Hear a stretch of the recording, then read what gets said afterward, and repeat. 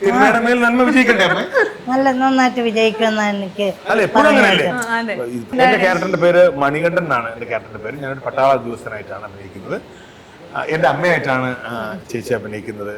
വലിയ സന്തോഷം. കാരണം സന്തോഷം എന്ന് പറഞ്ഞാല് ആ സിറ്റുവേഷനിലേ സത്യത്തിൽ ഒരു അമ്മയും മോനും എങ്ങനെയാ കുറുമ്പ് കാണിക്കുകയും അതെ ഇവൻ ഞാനറിയാതെ വീട്ടിൽ വന്നത് അന്നേരമുള്ള ഡയലോഗൊക്കെ നമുക്ക് ഇപ്പൊ പറയണ്ട. ദേഷ്യപ്പെടുന്ന അമ്മയാണോ അതോ ഭയങ്കര സ്നേഹമുള്ള? അല്ല അല്ല വാത്സല്യത്തോടെ ശകാരിക്കുന്നവരമ്മ, അല്ലാതെ വെറുതെ ചുമ്മാ ദേഷ്യപ്പെടുന്നതല്ല. ഇപ്പൊ ഞാൻ പട്ടാളക്കാരനാണ്. അപ്പൊ അമ്മ ഒരു ദിവസം നോക്കുമ്പോ അമ്മ പശുവിനെ കറന്നുകൊണ്ടിരിക്കുന്ന സമയത്ത് അച്ഛന്റെ ശബ്ദം ഉണ്ടാക്കിയിട്ട് എന്താടി ചോദിച്ചോണ്ടിരിക്കുമ്പോ നിങ്ങൾ ചുമ്മാ ഇരുന്ന് നോക്കുമ്പോ ഞാൻ മോനാ നിൽക്കുന്നത് എന്നൊക്കെ പറയുന്ന തരത്തിലുള്ള നല്ല നല്ല ഒരു ഒരു ഒരു സന്തോഷപ്രദമായ ഒരു അന്തരീക്ഷം. മോളുവിന്റെ കഥാപാത്രം എന്താ? മാളികപ്പുറാണോ? അല്ല, മോള് ഞാനെന്ന് പറഞ്ഞില്ല. മോള് നമ്മുടെ ഇതിനകത്ത് തന്നെ മറ്റൊരു കഥാപാത്രത്തെ അവതരിപ്പിക്കുന്നതാണ്. ശബരി എന്നൊരു ക്യാരക്ടർ ചെയ്യുന്ന ആളാണ് സുധീർ. സുധീർ സുകുമാരൻ നമുക്ക് എല്ലാവർക്കും അറിയാവുന്ന ആളാണ്.